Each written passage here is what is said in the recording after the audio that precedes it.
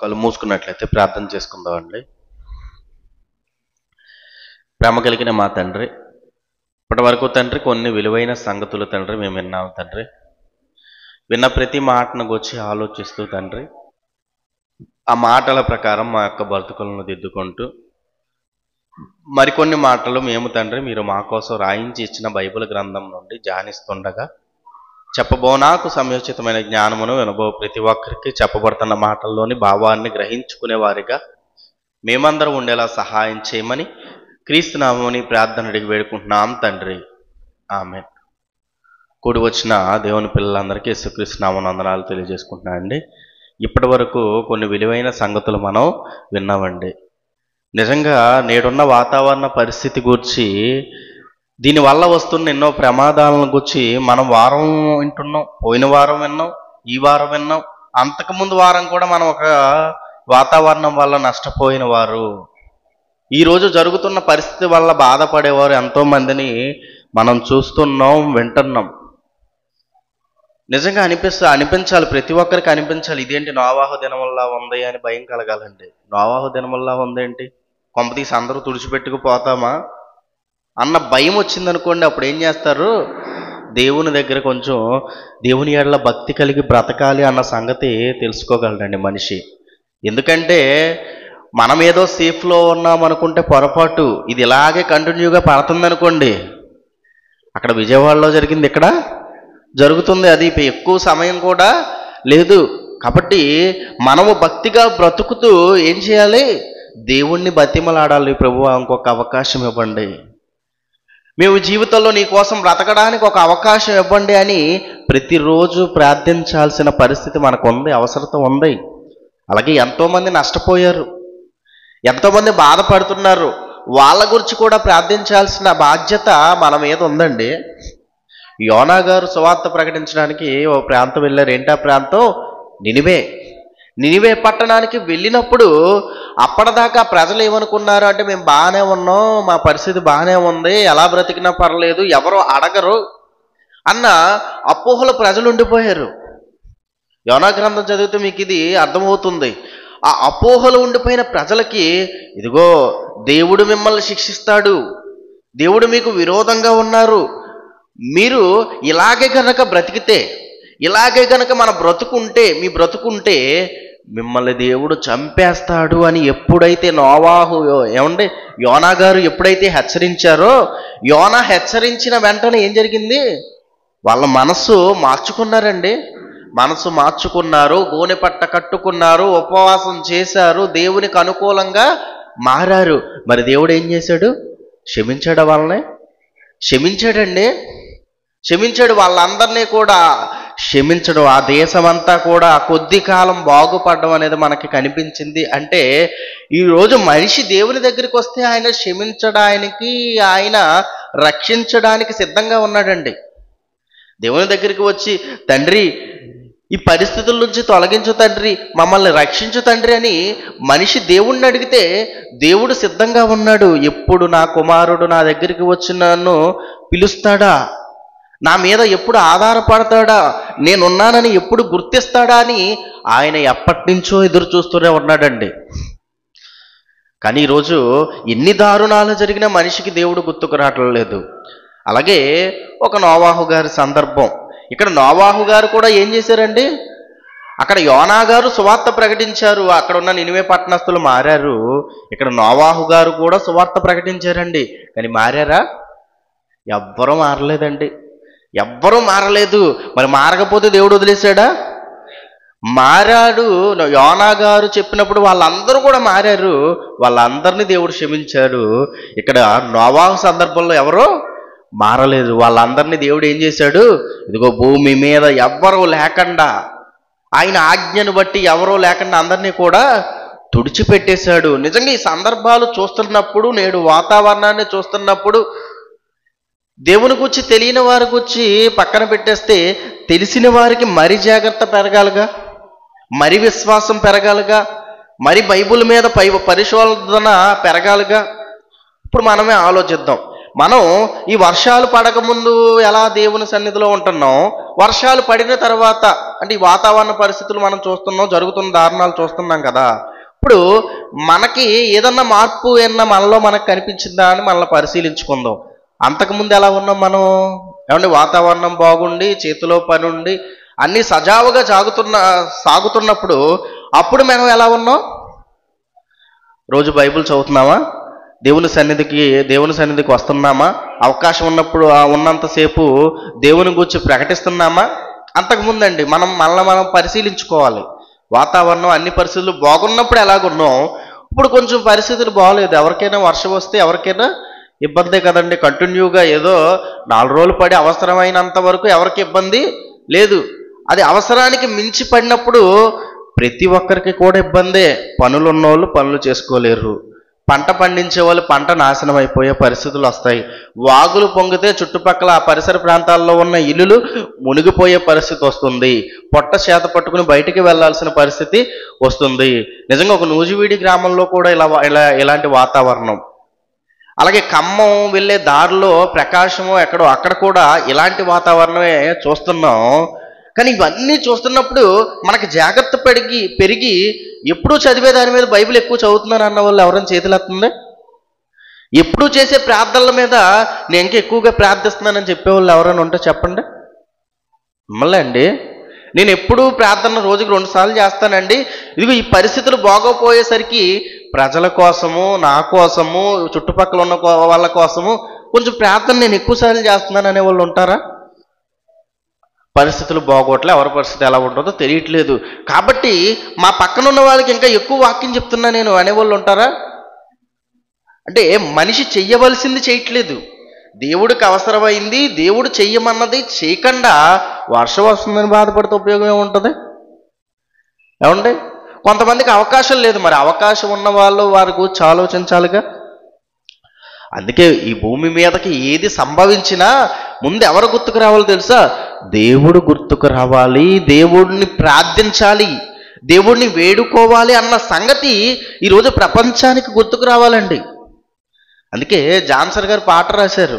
ఏమని? కరోనా వచ్చి దేశాల్లో ఉన్న ప్రజలందరూ నశించిపోతున్నప్పుడు జాన్సన్ గారు అన్నయ్య గారు రాసిన పాటలో ఏముంటుందండి? క్షమించు, కొద్ది దెబ్బలతో శిక్షించు అని ఎంతో చక్కగా ఆ పాట లిరిక్ అనేది మనకు కనిపిస్తుంది. ఇప్పుడు కూడా అలాంటి ఉద్దేశమే, అలాంటి మనసే ఉండి మనల్ని దేవుడిని వేడుకుంటే దేవుడు కరుణించడం జరుగుతుందండి. దేవుడు కరుణించడం జరుగుతుంది. నిజంగా అలాంటి పరిస్థితి లేక సమాజం ఏమైపోతుందంటే దీని నుంచి ఎలా తప్పించుకోవాలనుకుంటున్నారు, కానీ మనుషుల నుంచి తప్పించుకోగలరు కానీ దేవుడి నుంచి తప్పించుకోగలరా? తప్పించుకోవడం సాధ్యం కాదండి. ఒకడంట ఎలుగుబంటి ఎదురైతే ఏమండి సింహం ఎదురైందంట, సింహం నుంచి తప్పించుకున్నాడు. ఎలుగుబంటి ఎదురైందంట, ఎలుగుబంటి నుంచి తప్పించుకున్నాడు. ఇంకా ప్రమాదకరమైన జంతువులన్నీ ఎదురైనాయి అంట, వాటన్నిటి నుంచి తప్పించుకున్నాడు. కానీ చివరికి ఇంటికి వచ్చి గోడ మీద ఇలా చేయేసాడంట. మన ఇంటి ప్రహరీ గోడను చూసారా? అమ్మయ్య అనుకుని ఏం చేశాడు? ఆ గోడ మీద ఇలా చేయేసాడంట. ఒక ప్రమాదకరమైన పాము అప్పటికి ఆ గోడ మీద ఉండి కసుక్కుని కాటేసిందంట. వెంటనే చనిపోయాడు. అంటే దేవుడు శిక్షించాలనుకుంటే దాన్ని ఎవరు కూడా ఆపలేరు. మరి ఎవరు ఆపగలరంటే ఆయన్ని మనం వేడుకొనడం ద్వారా ఆపగలమండి. కానీ ఇన్ని జరుగుతున్న మనిషి దుర్మార్గత, మనిషి క్రూరత్వం ఏమాత్రం తగ్గలేదండి. నిజంగా మొన్న ఒక వీడియో చూసాం. మొన్న ఏం చేశాడంటే అతను ఒక అధికారి, ఒక సబ్ ఇన్స్పెక్టర్ ఎవరో అంట, అతను వెళ్తున్నాడు, కారు వేసుకుని వెళ్తున్నారు, మరి ఫ్యామిలీ మొత్తం ఎక్కడికో వెళ్తున్నారు. ఎదురుగా ఒక డెలివరీ బాయ్ ఉన్నాడంట. డెలివరీ బాయ్ స్కూటీ మీద ఎదురుగా ఉన్నాడు. ఎదురుగా ఉంటే చుట్టుపక్కల ట్రాఫిక్ మొత్తానికి మనిషి ఉన్నాడు, ఎదురుగా ఉన్నాడు. నాకు అడ్డ వస్తాడా అని గుద్దేశాడు. ఎవరికి అడ్డం రాకూడదు, 2-3 సార్లు ఆర్న కొట్టుంటాడు, తప్పుకోలేదు అనుకుంటే ఏం చేశాడు? గుద్దేశాడు. కొంచెం గుద్దేయంగానే అతను పడిపోయాడండి. పడిపోతే ఎవరైనా ఎంత క్రూరుడైనా సరే చుట్టుపక్కల ఉన్న మనుషులన్నా చూస్తారు అని ఏం చేయడానికి ప్రయత్నిస్తారు? అయ్యో పడిపోయాడు, లేపాలి అని ఉంటుంది కదండి. అలా లేపడం పక్కన పెట్టేసి అతనుకున్న డెలివరీకి సంబంధించిన సామాన్లు, ఎందుకంటే వరదలు వర్షాలు కురవడం వల్ల అందరూ కూడా ఇంట్లోంచి బయటకు వచ్చే పరిస్థితులు లేవు కాబట్టి ఎక్కువగా కూరగాయలు అయ్యో సామాన్లు డెలివరీ చేసుకోవడానికి పెట్టుకున్నారు ఎవరో. ఆ సామాన్లన్నీ కూడా పక్కకి ఇసిరేసి అతని మీద గొడవాడుతున్నాడండి. ఆ చుట్టుపక్కల ఉన్న వాళ్ళు వీడియో తీస్తే తీసుకో, నేను ఎవరినో తెలుసు, సబ్ ఇన్స్పెక్టర్ని, నన్ను ఎవరు ఏమీ చేయలేరు అని మనిషికున్న తన అధికారాన్ని బట్టి ప్రజల్ని ఎంత దారుణంగా చూస్తున్నారో ఈరోజు మనకు అర్థం కావాలి. నిజంగా ఇలాంటి వాళ్ళు ఉన్నంతసేపు ఎందుకు ఆగుతాయండి వర్షాలు చెప్పండి? ఇలాంటి వాళ్ళు ఉన్నంతసేపు ఎందుకు ఆగుతాయి ఈ వైరస్లు చెప్పండి? ఏంటి ఒకళ్ళు అనుకుంటున్నారు, అందరూ అంతే, ఒకళ్ళిద్దరు కనిపిస్తారు మనకి. అంటే మనిషి చేస్తున్న దారుణమైన కార్యాల వల్ల ఈరోజు భూమి మీద ఇలాంటివి ఎన్నో చోటు చేసుకుంటున్నాయండి. మనిషి మారాలండి, ఎప్పటికైనా మనిషి మారాలి. మనిషి దేవుడికి ఇష్టడుగా మారాలి, దేవుడు ప్రేమించేవారిగా మారాలి. ఎప్పటికైనా బుద్ధి తెచ్చుకుని దేవుని దగ్గరికి మనిషి చేరితేనే తప్ప దీనికి పరిష్కారం ఏదీ లేదండి. ఈరోజు సమాజంలో వస్తున్న వర్షాలకే కానీ, వరదలకే కానీ, ఎన్నో రోగాలకే కానీ, ప్రమాదకరమైన వైరస్లకే కానీ ఏంటి దీనికి పరిష్కారం అని అడిగితే ప్రతి ఒక్క మనిషి దేవుని దగ్గరికి రావాలి, దేవుని కూర్చున్న సంగతులు తెలుసుకోవాలి, దేవుడు చెప్పిన మాటల ప్రకారం వినాలి. ఇదే దీనికి పరిష్కారం. ఏం చేస్తాడు మనిషి? ఏమో ఈ పరిష్కారం ఆలోచించడండి. ఏ పరిష్కారం ఆలోచిస్తాడు? కరోనా వైరస్ వచ్చిందా, వ్యాక్సిన్ కనిపెడతాం, వ్యాక్సిన్ కనిపెడతామని చేసిన గొప్ప ఘనకార్యం ఏంటో తెలుసా అండి? అదే కరోనా వైరస్ని తక్కువ మోతాదులో ఎక్కిచ్చారు వ్యాక్సిన్ కనిపెడతామని. అర్థమైందా? మనకు వచ్చిన కరోనా వైరస్ కూర్చున్న వ్యాక్సిన్ వచ్చింది చూసారు, అది ఏమనుకున్నారు? కరోనా వైరస్సే అది. ఏంటి? ప్రతి ఒక్క అవయవానికి, ప్రతి ఒక్క బాడీకి కూడా రోగ నిరోధక శక్తి పెంచుకునే పరిస్థితి ఉంటుంది. ప్రతి ఒక్కరికి కూడా మన యొక్క బాడీలో రోగ నిరోధక శక్తి అనేది పెరుగుతుంది వచ్చే ప్రమాదాలను బట్టి.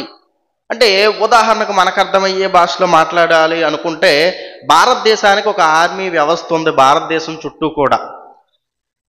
ఆ చుట్టుపక్కల నుంచి వచ్చే ప్రమాదాలని ఈ వ్యవస్థ ఎలాగైతే అడ్డుకుంటుందో, రోజు రోజుకి వచ్చే ప్రమాదాన్ని బట్టి ఎలాగైతే ఆయుధాలు సిద్ధపరచుకుంటుందో, ఇప్పుడు ఉదాహరణకి నీళ్లున్న ప్రాంతం భారతదేశం, 3 పక్కల నీరు, ఒక పక్కే భూమి కలిగిన దేశం. దీన్ని దీపస్తంభం ఏదో అంటారండి, దీపం అంటారు. 4 పక్కల నీళ్లుంటే దీపం అంటారు, 3 పక్కల నీళ్ళుండి ఒక పక్క భూమి ఉంటే దాన్ని ఇంకోటి ఏదో అంటారు. అయితే ఇప్పుడు నీళ్లున్న పక్క ఎక్కువ సెక్యూరిటీ పెడతారా?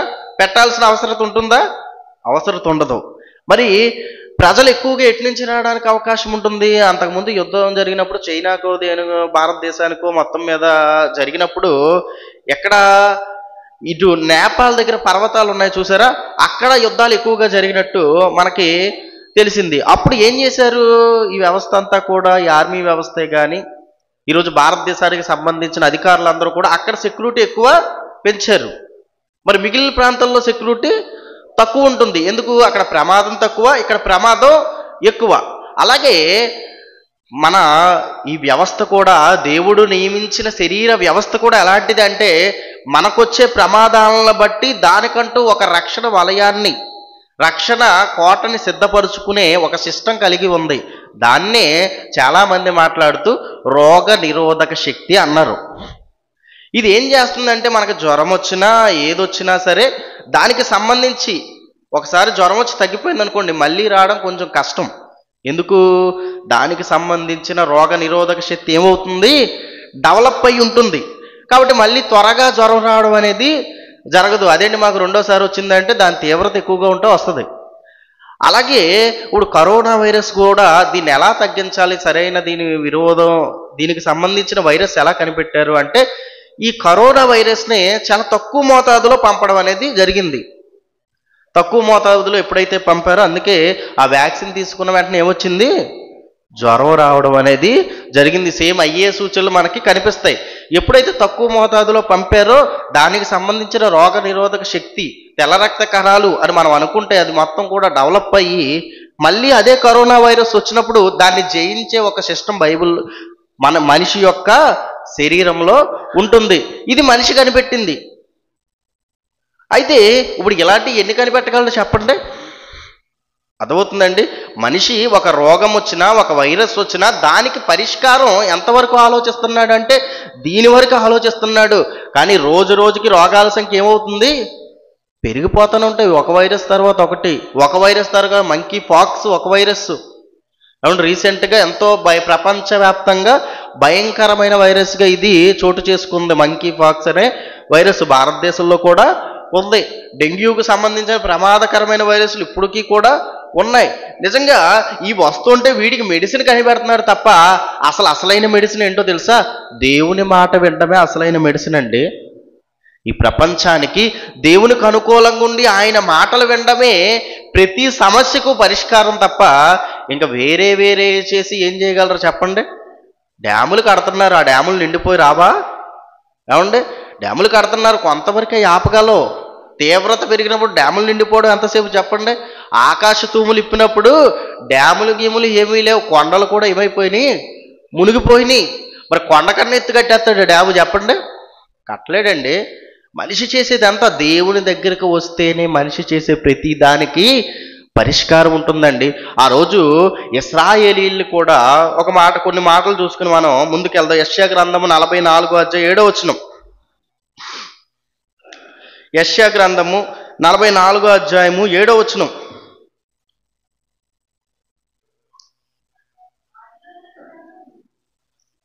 ఏమండి?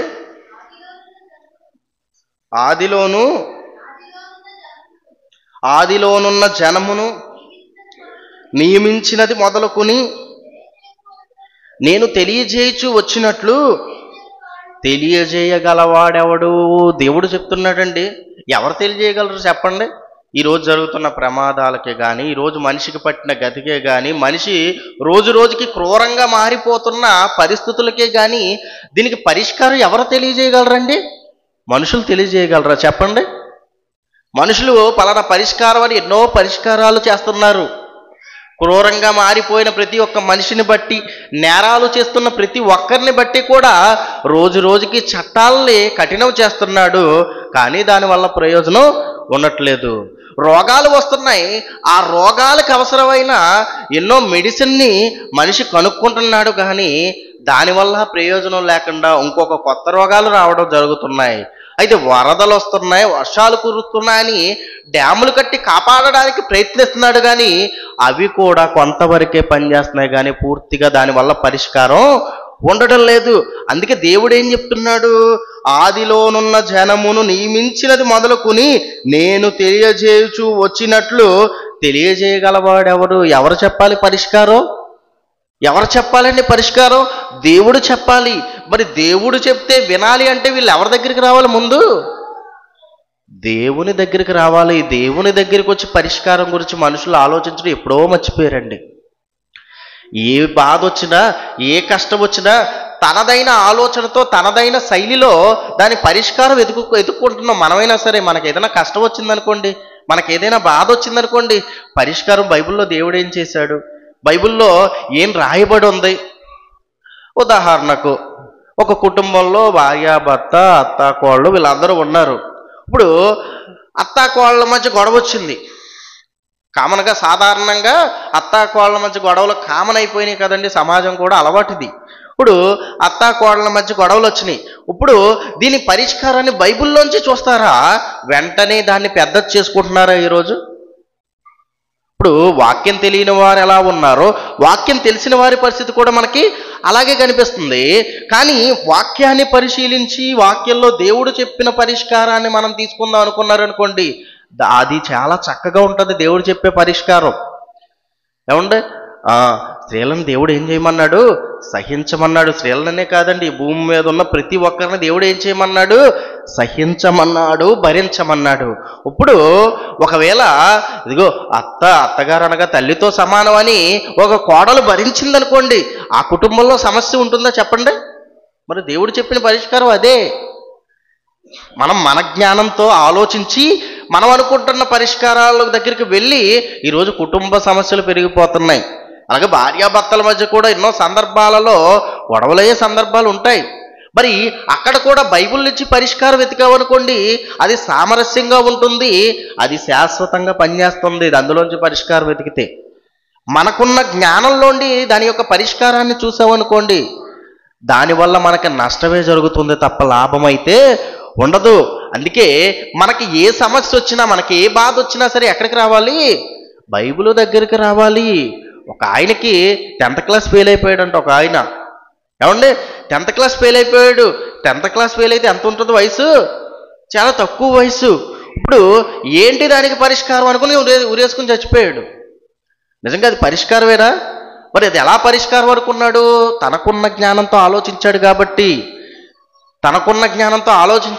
అది పరిష్కారం అనిపించింది. మరి దేవుని దగ్గరికి వచ్చి ఆలోచిస్తే, ఇదిగో ఇదే జీవితం కాదు, ఈ భూమి మీద ఎలాగైనా బ్రతకొచ్చు, కానీ ఎలా బ్రతికినా నువ్వు దేవుని కోసం బ్రతికితేనే నిత్య జీవం చేరుతావని దేవుడు చెప్పే పరిష్కారం మనకు కనిపిస్తుందండి. అంటే ఈరోజు భూమి మీద ఏ సమస్య వచ్చినా దేవుని దగ్గరికి వస్తే సరి అయిన పరిష్కారం వస్తుంది. ఎందుకంటే ఎప్పటి నుంచి చెప్తున్నాడు అనుకున్నారు ఆయన పరిష్కారం? ఎప్పటి నుంచి ఆయన ఉన్నతమైన సంగతులు తెలియజేస్తున్నాడంటే ఎప్పటి నుంచి అంట? ఆదిలోనున్న జనము నియమించినది మొదలుకొని నేను తెలియజేయచ్చు వచ్చినట్లు తెలియజేయగలవాడెవడు? ఎప్పటి నుంచి? ఆది నుండి తెలియజేస్తున్నాడండి దేవుడు. కానీ ఎవరు పాటించేవారు లేరండి. చూడండి, ఇశ్రాయేలీలకి దేవుడు ఏర్పాటు చేసుకుని తన ప్రజలుగా ఈ ప్రపంచంలో గుర్తింపించాడండి. ఇశ్రాయేలీలకి దేవుడు తన ప్రజలు, ఇశ్రాయేల్ అనగా దేవుని పిల్లలు అని ఒక ఉన్నతమైన స్థానం, ఒక ఉన్నతమైన గుర్తింపు దేవుడు ఇస్తే ఏం చేశారో తెలుసా అండి వాళ్ళు? ఆ మాటను చూసుకుందాం. కొరింథీయులకు రాసిన మొదటి పత్రిక 10వ అధ్యాయము 5వ వచనం. కొరింథీయులకు రాసిన మొదటి పత్రిక 10వ అధ్యాయం 5వ వచనం. అయితే వారిలో ఎక్కువ మంది దేవునికి ఇష్టలుగా ఉండలేకపోయిరి గనుక అరణ్యములో సంహరింపబడిరి. ఏమైందంట? వారిలో ఎక్కువ మంది దేవునికి ఇష్టలుగా ఉండలేకపోయారు. ఎలా ఉండలేకపోయారంట? దేవునికి ఇష్టలుగా ఉండలేకపోయారా అంటే ఇప్పుడున్న జనానికి అప్పుడున్న జనానికి పెద్దగా తేడా ఏం కనిపించదండి. అప్పుడు ఇశ్రాయేలు భూమి మీద దేవుడు ఏర్పాటు చేసుకుని వాళ్ళకు అవసరమైనవన్నీ కూడా ఇస్తున్నాడండి. వాళ్ళకు అవసరమైన ఆహారాన్ని ఇచ్చాడు, వాళ్ళకు అవసరమైన ఆనందాన్ని ఇచ్చాడు, వాళ్ళకి ఇదిగో ఈ ప్రపంచంలోనే గొప్ప దేశాన్ని ఇచ్చాడు. దాన్ని ఏమన్నాడు? పాలు తేనెలు ప్రవహించు పాలస్తీనా దేశాన్ని ఇశ్రాయేలుకి దేవుడు దయచేసినప్పుడు ఈ ఇశ్రాయేలు వారి యొక్క బ్రతుకు ద్వారా ఎలాగ మారిపోయారండి? వారిలో ఎక్కువ మంది దేవునికి ఇష్టలుగా ఉండకపోయేరి. ఎలా ఉండలేదంట? కొంత తక్కువ మందా? ఎక్కువ మంది దేవునికి ఇష్టలుగా లేరంట. మరి ఎవరికి ఇష్టలుగా ఉన్నారు? ఈ లోకాన్ని అనుసరించి అపవాదికి ఇష్టలుగా మారిపోయారు. అందుకే ప్రతి చోట కూడా ఇశ్రాయేలీల వల్ల దేవుడు బాధపడ్డం, ఇశ్రాయేలీల వల్ల దేవుడు ఏర్పాటు చేసిన నాయకులు బాధపడడం మనకి ప్రతి చోట కనిపిస్తుందండి. మోషే మొదలుకొని మనకి మలాకీ గ్రంథానికి వచ్చేసరికి ఎంతమంది అయితే ప్రవక్తలు, ఎంతమంది అయితే భక్తులు, ఎంతమంది అయితే నాయకులు మనకి కనిపిస్తున్నారో వారందరూ కూడా ఇశ్రాయేలీల వల్ల బాధపడిన వారే. అంటే ఒక రాజుల్ని బాధ పెట్టారు ఇశ్రాయేలీలు, ప్రవక్తల్ని బాధ పెట్టారు ఇశ్రాయేలీలు, న్యాయాధిపతుల్ని బాధ పెట్టారు ఇశ్రాయేలీలు. పోనీ ఇంతమందిని బాధ పెట్టి వాళ్ళైనా బాగుపడ్డారంటే అది కూడా లేదు. వాళ్ళ కూడా ఏమైపోయారు? వారిలో ఎక్కువ మంది దేవునికి ఇష్టలుగా ఉండకపోయారు గనక అరణ్యములో సంహరింపబడిరి. ఇశ్రాయేలుని మోషే నడిపిస్తున్న కాలములో వారిలో ఎక్కువ మంది ఎలా లేరు? దేవునికి ఇష్టలుగా లేరండి. అంటే దేవునికి ఇష్టలుగా లేకపోతే ఏం జరుగుతుంది? సంహరింపబడిపోతాం మనం. దేవుడు ఎక్కడ ఉన్నాళ్ళే, ఆయన ఏం చూశాడులే అని బతికేస్తున్నారండి అందరూ కూడా. మనలో కూడా చాలా మంది అలాగే బతికేస్తున్నాడు. ఆయన ఎక్కడున్నాడు, ఆయన ఏం చూశాడు, ఇప్పుడు ఏం చేసినా పర్లేదు, ఎలా బ్రతికినా పర్లేదు, నన్ను అడిగే వాళ్ళు ఎవరున్నారు, అడిగినా ఏదో ఒక సమాధానం చెప్పొచ్చులే, మనుషులే కదా అనుకుని బ్రతికేస్తున్నారండి చాలా మంది. కానీ దేవుడు ఏం చేస్తాడు తెలుసా? సంహరిచ్చేస్తాను అంటున్నాడు ప్రతి ఒక్కరిని. సంహరిచ్చేస్తున్నాడు ప్రతి ఒక్కరిని ఇప్పుడున్న కాలంలో. అయినా జాగ్రత్త లేకపోతే ఎలా చెప్పండి? ఇంకో మాటను చూసుకుందాం. సామెతల గ్రంథము 11వ అధ్యాయం 20వ వచనం. సామెతల గ్రంథం 11వ అధ్యాయము 20వ వచనం. ఎందుకు వాళ్ళు దేవునికి ఇష్టలుగా లేకపోయారు అనగానే ఇక్కడ ఒక మాట మనకు కనిపిస్తుంది. ఎందుకు అక్కడ దేవునికి ఇష్టలుగా మారలేకపోయారు? ఎంతో మంది జనాలు ఉన్నప్పుడు వాళ్ళందరూ ఎందుకు దేవునికి విరోధులై అరణ్యంలో నశించారు అంటే దానికి చెప్తున్నాడు కారణం. మూర్ఖ చిత్తులు, యెహోవాకు హేయులు, యథార్థముగా ప్రవర్తించువాడు ఆయనకి ఇష్టులు. మూర్ఖ చిత్తులు, యెహోవాకు హేయము. మూర్ఖంగా ప్రవర్తించేవాడు, బుద్ధిహీనంగా ప్రవర్తించేవాడు, ఈ సృష్టి అంతటిని, ఈ లోకాన్ని, ఈ సమాజాన్ని చూసి దీని వెనక దేవుడు లేడనేవాడు యెహోవాకి ఎవరయ్యే వాళ్ళో? హేయులు. మూర్ఖ చిత్తులు యెహోవాకు హేయులు. తమ యొక్క మూర్ఖాన్ని చిత్తముగా ఆచరించి ఆ యొక్క కార్యాలను నెరవేర్చిన ప్రతి ఒక్కరూ కూడా ఎవరైపోతారు? ఆయన దృష్టికి హేయమైన కార్యం చేస్తున్నామంట మనం, నీచమైన కార్యం చేస్తున్నామంట మనం. మనకు అర్థమయ్యే భాషలో చెప్పుకోవాలంటే దేవుడు లేడనేవాడు ఎవరు? నీచుడు. ఈ సృష్టిని చూసి దీని వెనక సృష్టించిన సృష్టికర్త లేడనేవాడు ఎవడు? బుద్ధిహీనుడు. ఇదిగో ఈ సమాజంలో ఎన్నో ప్రమాదాలు జరుగుతున్నా వాటిని చూసి కూడా గ్రహించిన వాడు ఎవరండి? బుద్ధిహీనుడు కాదా? చెప్పండి. ఒకనికి తెలివి లేకుండుట మంచిది కాదు అని రాయించాడు ఇదే సామెతల గ్రంథంలో. ఒకరికి తెలివి లేకుండా మంచిది కాదు. ఎందుకు? తెలివి ఉండాలి, దీని వెనక ఎవరున్నారు అని గ్రహించే తెలివి ప్రతి ఒక్క మనిషికి ఉండాలండి. అందుకే దేవునికి ఇష్టలు ఎవరు? యథార్థముగా ప్రవర్తించే వాళ్ళు దేవునికి ఇష్టలు. ఈ భూమి మీదకు వచ్చిన ప్రతి ఒక్క మనిషి ఎలా వచ్చాడు? ఆయనకి ఇష్టడుగానే వచ్చాడు భూమి మీదకి, అంతే కదండి. యథార్థవతులుగా భూమి మీదకి వచ్చాం మనం, అంటే దేవునికి ఇష్టలుగానే ఈ భూమి మీదకి వచ్చాం. మరి దేవునికి ఇష్టలుగా వచ్చిన మనం బ్రతుకుతున్న కొద్దీ, గడుపుతున్న కొద్దీ, లోకాన్ని చూసి, చుట్టూ ఉన్న జనాల్ని చూసి, ఈ భూమి మీద లోక సంబంధమైన కోరికలు నెరవేర్చుకోవడం కోసం, లేకపోతే ధనాన్ని సంపాదించడం కోసం, ఏదేదో ఆశించి శరీర కోరికలు నెరవేర్చుకోవడం కోసం దేవుడు ఇచ్చిన యథార్థత, దేవునికి ఇష్టమైన యథార్థత, దాన్ని విడిచిపెట్టేశామండి మనం అందరం కూడా. ఒకనాడు ఇశ్రాయేలు విడిచిపెట్టేశారు, యథార్థవంతులుగా లేరు. వచ్చారు. ఎందుకు వచ్చారండి ఇశ్రాయేలీలు? 5 లక్షలకు పైగా ఉన్న జనాంగం మోషే మాటను బట్టి వచ్చారు. మోషే మాటను బట్టి దేవుడు అతను వెనకాల ఉన్నాడని నమ్మే కదండి వచ్చారు. వచ్చిన తరువాత ఎర్ర సముద్రం ఎదురైంది. అప్పుడు ఏం మాట్లాడుతున్నారండి? చక్కగా బానిసత్వం నుంచి విడిపించేశాడు, దేవుడు చాలా గొప్పోడు, దేవుని మీద నమ్మకంతో బాగానే వచ్చేసారు.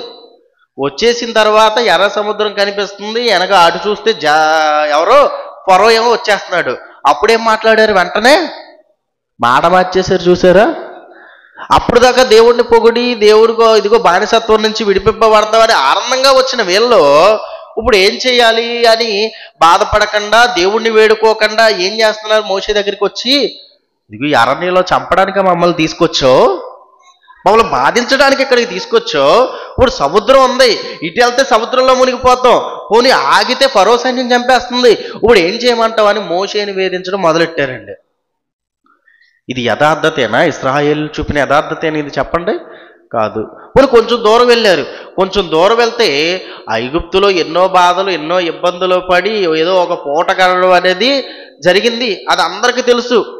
అయినా సరే ఎప్పుడైతే కొంచెం దూరం వెళ్ళి ఆకలేసిందో, ఇదిగో ఐగుప్తులో తిన్న మాంసం గుర్తొస్తుంది, కూరగాయలు గుర్తొస్తున్నాయి, ఆకుకూరలు గుర్తొస్తున్నాయి, ఇవన్నీ కావాలి, మాకు ఆకలేస్తుంది అని అక్కడ గోలండి. నిజంగా ఆలోచించండి, ఏ బానిస కన్నా అవసరమైనవన్నీ ఇస్తారండి? బానిసని ఎలా చూస్తారు ఏమండి? ఆ కాలంలో బానిసలు అనగానే వాళ్ళ చేత పని చేయించుకోవడమే, వాళ్ళు పని చేయడానికి ఏదో ఒక ముద్ద పెడతారు తప్ప వాళ్ళకి అవసరమైనవన్నీ తీసుకొచ్చి పెడతారా? ఇన్ని అబద్ధాలు ఆడుతున్నారు చూసారండి. బయటకు వచ్చిన తర్వాత లోపల ఉన్నంతసేపు, బానిసలుగా ఉన్నంతసేపు ఎవరు బయటికి తెస్తారు? ఎవరు మమ్మల్ని బయటికి తీసుకొస్తారు?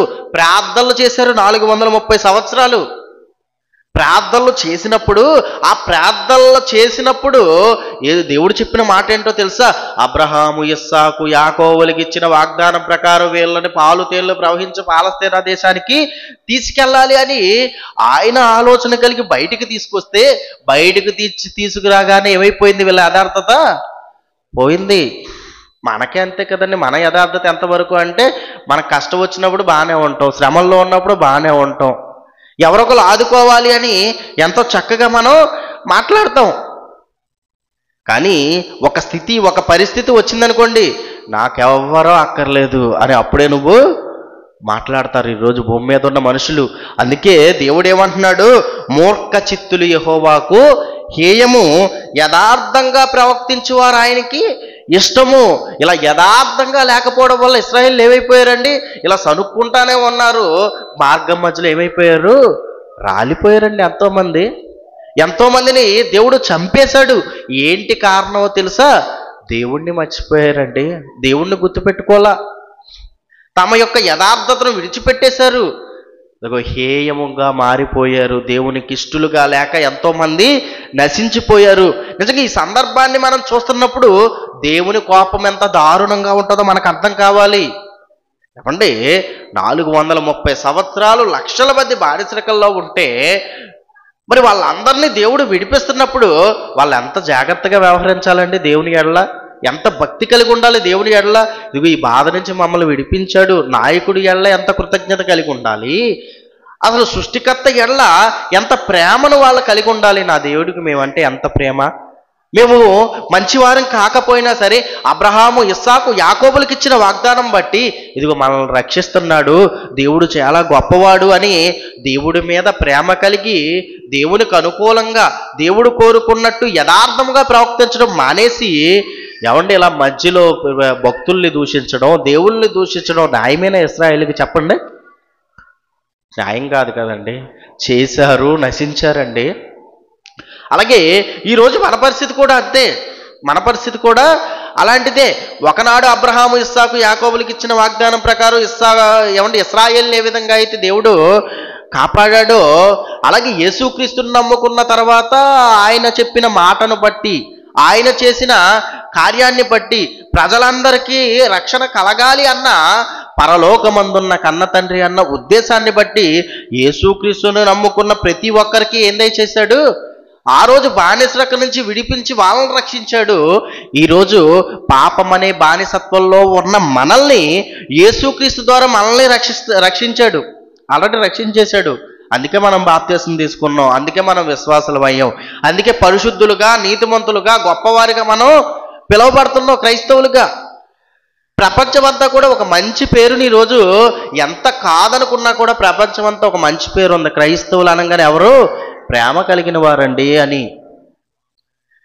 నిజంగా ఇంత మంచి పేరుని ఈరోజు ఎంతోమంది క్రైస్తవులు దేవుడు ఇస్తున్న రక్షణని నిర్లక్ష్య పెట్టి ఈ భూమి మీద ఇష్టం వచ్చినట్టు బ్రతకడం మనకి కనిపిస్తుందండి. ఇశ్రాయేలుకి రక్షణ ఇస్తే వాళ్ళు ఉపయోగించుకోలా, నశించిపోయారు, యథార్థతను విడిచిపెట్టేశారు. మనము కూడా యేసుక్రీస్తునందు బాప్తిసం తీసుకున్నాం, అప్పుడు యథార్థంగా ఏం చెప్పావు, అప్పుడు దేవుని కోసం బతుకుతాను, దేవుడు లేకపోతే మేమేంటి, మా పనులు మాకు ముఖ్యం కాదు, మాకు దేవుడే ముఖ్యం, ప్రతి ఆదివారం సంఘానికి వస్తా, ఎప్పుడు ప్రార్థన ఉన్నా సంఘంలో నేను ఉంటా, దేవునికి నా చేతనైనంతా చేస్తాను, చివరికి ఇదిగో దేవుని కోసం ప్రాణాలు అర్పిస్తా ఒక అపోస్తలులా, దేవుని కోసం ప్రాణాలు అర్పిస్తా ఒక యేసుక్రీస్తులా అని ఒక మంచి నిర్ణయం తీసుకుని వచ్చిన వారమే కదండి మనం అందరం కూడా. అవునా? బాప్తిసం తీసుకున్నప్పుడు అందరికీ ఇది చెప్పారా? ఏమండి, బయట వాళ్ళు అయితే కొన్ని మిస్ చేస్తారు, కానీ మనమైతే ఖచ్చితంగా ఏం చెప్తాం, బయట వాళ్ళు అయితే ఎంతవరకు చెప్తారు, ఇగో యేసుక్రీస్తు నమ్ముకుంటే నీకు రక్షణ కలుగుతుంది, నీ కష్టాలు పోతాయి, నీ బాధలు పోతాయి, కాబట్టి బాప్తిసం తీసుకొని బయట వాళ్ళు మాట్లాడతారు. కానీ మనం ఖచ్చితంగా బాప్తిసం తీసుకున్నప్పుడు ఏం చేస్తాం, ఇదిగో యేసుక్రీస్తుని నమ్ముకుంటే ఇప్పటి నుంచి అపవాది దృష్టి నీ మీద ఉంటుంది అని చెప్పే బోధకుడు లేడండి ఫస్ట్ నుంచి. జైశాలి గారు వచ్చేదాకా ఇదిగో ఎప్పుడైతే యేసుక్రీస్తు నమ్ముకుంటావు అప్పుడు అపవాది నీ దగ్గర నుంచి దూరం అయిపోతుందని చెప్తున్నాడు, కానీ అపవాది దృష్టి ఇక నీ మీదే ఉంటుంది అని మనమే కదండి చెప్పేది. నీ మీదే ఉంటుంది, నువ్వు ఎప్పటి నుంచి ఇంకా బహు జాగ్రత్తగా ఉండాలి, నీకు పరిశుద్ధాత్మ సహాయం చేస్తుంది. ఈ భూమి మీద నీకు ఎన్నో శ్రమలు, ఎన్నో బాధలు, ఎన్నో ఇబ్బందులు వచ్చినా దేవుణ్ణి విడిచిపెట్టకూడదు అని యథార్థంగా ఆ రోజు నువ్వు విడిచిపెట్టనని చెప్పిన నీవు కొన్ని శ్రమలు వచ్చాయని సంఘం నుంచి దూరం అయిపోతున్నారు, కొన్ని ఇబ్బందులు వచ్చాయని దేవుని దగ్గర నుంచి దూరం అయిపోతున్నారు, లేకపోతే సంఘంలో సహోదరుల మధ్య భేదాలు వచ్చినాయని కొంతమంది బాధపడుతున్నారు. ఏమండి, దేవునికి ఇచ్చిన మాట ఏమైపోతుంది చెప్పండి? ఈ భూమి మీద ఏదొచ్చినా సహిస్తావు, సహోదరుడు మాట అంటే సహించలేవా? ఏమండి, ఈ భూమి మీద ఎన్నో కష్టాలు పడతానని మాటిచ్చో చిన్న కష్టం వస్తే దేవునికి దూరం అయిపోతున్నావా చెప్పండి? దేవుని దగ్గర పెట్టు నీ కష్టాన్ని, దేవుని దగ్గర పెట్టు నీ బాధని, దేవుని దగ్గర పెట్టు నీకున్న ఇబ్బందుల్ని దేవుని దగ్గర పెట్టు. ఆయనకి ఇష్టమైతే తీరుస్తాడు. లేదా అదిగో దేవుడికి ఇదే న్యాయం అనుకుని నువ్వేం చేయాలి? అనుభవించాలి. ఎందుకంటే చనిపోయిన తర్వాత నిత్య జీవం ఇస్తానని వాగ్దానం. అందులో అయితే ఏ ఇబ్బంది ఉండదు, అందులో అయితే ఏ మార్పు ఉండదు. ఈ భూమి మీద ఎన్ని కష్టాలు అనుభవించినా చనిపోయిన తర్వాత ఏమిస్తానన్నాడు? నిత్య జీవం ఇస్తానన్నాడు. నువ్వు మాట తప్పుతావేమో కానీ దేవుడు ఆయన మాట తప్పేవాడు కాదు. అందుకే ఆయన అబద్ధమాడుటకు నరుడు కాదు అని రాయించాడు బైబిల్ గ్రంథంలో. దేవుడు అధ్యాయం చేయుట అసంభవం అని రాయించాడు. భూమి మీద ఉన్న ఒక మనిషిని బాగానే నమ్ముతారండి. ఒక మనిషిని నమ్ముతాడు, ఒక మోసం చేసేవాడిని నమ్ముతాడు, స్నేహితులని నమ్ముతున్నారు. నిజంగా వాళ్ళు యథార్థవంతులా? వాళ్ళు ఎప్పుడు పాపం చేయని వారా? ఇప్పుడు మనకే చుట్టుపక్కల స్నేహితులు ఉన్నారు. మనకు ప్రతి ఒక్కరికి కూడా 4-5 స్నేహితులు ఉన్నారనుకోండి. మీరు గుండె మీద చేసుకుని వాడు అబద్ధవాడినోడు అని చెప్పగలరా? స్నేహితుడి గురించి చెప్పలేరండి. వాడు పాపం చేయలేదని చెప్పగలరా? చెప్పలేరు ఎవరు. అయినా సరే నీ స్నేహితుడు నమ్ముతున్నావు. మరి దేవుడు చెప్పినవన్నీ కూడా వాస్తవాలే కదండి. దేవుడు చెప్పినవన్నీ కూడా మంచే కదండి. నీ స్నేహితుడు చెప్తాడు అప్పుడప్పుడు ఏమని? సినిమాకి వెళ్దాం పదరా అని. నీ స్నేహితుడు చెప్తాడు అప్పుడప్పుడు ఏమని? సిగరెట్ కాల్చుదాం పదరా అని. నీ స్నేహితుడు చెప్తాడు అప్పుడప్పుడు, నీ చుట్టుపక్కల ఉన్నవారు చెప్తుంటాడు అప్పుడప్పుడు ఏమని? మందు తాగుదాం రా అని.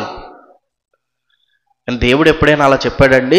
ఇదిగో ఈ భూమి మీద నువ్వు తప్పులు చేస్తే ఎక్కడికి వెళ్ళిపోతావు? నరకానికి వెళ్ళిపోతావు. సిగరెట్ కాల్చుకోకు, వ్యర్థమైన దానికోసం నీ ఆరోగ్యాన్ని పాడు చేసుకోవద్దు, మద్యం తాగొద్దు, దానివల్ల నీకు నష్టం. ఈ భూమి మీద ఇష్టం వచ్చినట్టు బ్రతికితే నరకానికి వెళ్ళిపోతావు. ఏమంటే దేవుడు చెప్పినవి మంచివా? ఈరోజు మనం పక్కన చుట్టుపక్కల ఉన్నవారు చెప్పినవి మంచివా? ఆలోచించండి. ఈరోజు భూమి మీద మనుషులు చెప్పిన వాటిలో కొన్ని మంచి ఉండొచ్చు కానీ అన్నీ మంచివైతే కాదు. అయినా సరే ఒక మనిషి మీద నమ్మకం ఉంచుతావు. అందుకే ఏమంటావు అప్పుడప్పుడు? నిన్ను ఎంతో నమ్మాను. అవునా అంటావు. మన జీవితంలో ఎవరో ఒకరు నీ మాట అనకుండా ఉండవండి. నేను నిన్ను ఎంతో నమ్మాను, నువ్వు నన్ను మోసం చేసావు. నేను నిన్ను ఎంతో స్నేహితుడుగా భావించాను, అయినా నువ్వు నన్ను మోసం చేసావు అని మనిషి జీవితంలో ఎప్పుడొకప్పుడు ఈ మాట మాట్లాడుతున్నారే. ఒకవేళ దేవుణ్ణి గురించి ఆలోచించి ఆయన్ని నీ స్నేహితుడిగా అనుకో, ఆయన్ని నీ తండ్రిగా యాక్సెప్ట్ చేయి, ఆయన్ని నీ తండ్రిగా అంగీకరించి ఆయన మాటలు అనుసరించి బ్రతుకు. ఆయనైతే నిన్నెప్పుడు మోసం చేయడు. ఖచ్చితంగా ఆయన చెప్పింది చెప్పినట్టు చేస్తాడు. ఈ భూమి మీదే నీకు ఇబ్బందులేమో కానీ చనిపోయిన తర్వాత నిత్యజీవం ఇస్తాడు. అది యేసుక్రీస్తు తన మరణ పునరుద్ధానం ద్వారా చేసి చూపించాడండి ప్రతి ఒక్కరికి. కాబట్టి ఈ భూమి మీద ఎవరెవరినో నమ్మి మోసపోకండి. ఎవరిని నమ్మాలో తెలుసా? అసలు నమ్మవలసింది దేవుణ్ణి. నమ్మకమైన వాడు ఆయన్ని నమ్మి ఆయన మాటలు అనుసరించిన వారు ఎప్పుడూ కూడా వెనక్కి తగ్గినట్టు లేదండి. ఈ భూమి మీద ఆయన నమ్మిన వారు గొప్పవారు. మనం ఈరోజు గొప్పవారని చెప్పుకుంటున్నాం. ఈరోజు సమాజం గురించి మాట్లాడుతూ ఒక కార్ల్ మార్క్స్ గురించి ఈరోజు ప్రపంచం గొప్పగా మాట్లాడుకుంటుంది. ఎందుకు కార్ల్ మార్క్స్ గురించి గొప్పగా మాట్లాడుకుంటుంది అంటే యేసుక్రీస్తు చెప్పిన మాటలు విన్నారు. అంటే యేసుక్రీస్తు చెప్పిన మాటలు విన్నవారు లోకల్లో కూడా గొప్పవారుగా ఉంటున్నారంటే లోకల్లో కూడా గొప్పవారుగానే ఉంటారు. కానీ పాటించేవారు ఎవరండి? ఆచరించేవారు ఎవరు? ఈ సమాజానికి చెప్పేవారు ఎవరు? ఒక్కసారి ఆలోచించండి. చెప్పగలిగితే, ఆచరించగలిగితే ఇదిగో ఈ సమాజంలోనూ గొప్పవాడు అయ్యే అవకాశం ఉంటుంది. లేదు సమాజంలో గొప్పవాడు అవ్వలేదా? అయినా పర్లేదు, చనిపోయిన తర్వాత ఏమొస్తుంది? నిత్య జీవం సంపాదించుకుంటాం. అంతకన్నా ఏం కావాలండి? ఈ భూమి మీద పేరున్నా మనం చచ్చిపోయిన తర్వాత మర్చిపోతారు. కానీ చచ్చిపోయిన తర్వాత పరలోకి వెళ్ళామనుకోండి, నిత్యము మన కన్న తండ్రితో ఉండొచ్చు, నిత్యము ఈ సృష్టికర్త దగ్గర మనం ఉండొచ్చు.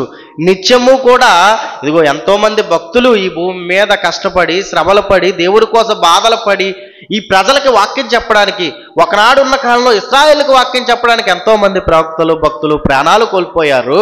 ఆ తర్వాత యేసుక్రీస్తు వచ్చిన తర్వాత ప్రజలందరికీ క్రీస్తు గూర్చిన సువార్త ప్రకటించడానికి ఎంతోమంది అపోస్తలులు శిష్యులు అక్కడ ప్రాణాలు కోల్పోయారు. ఒకవేళ ఆ లిస్టులోనే మనం ఉండాలండి.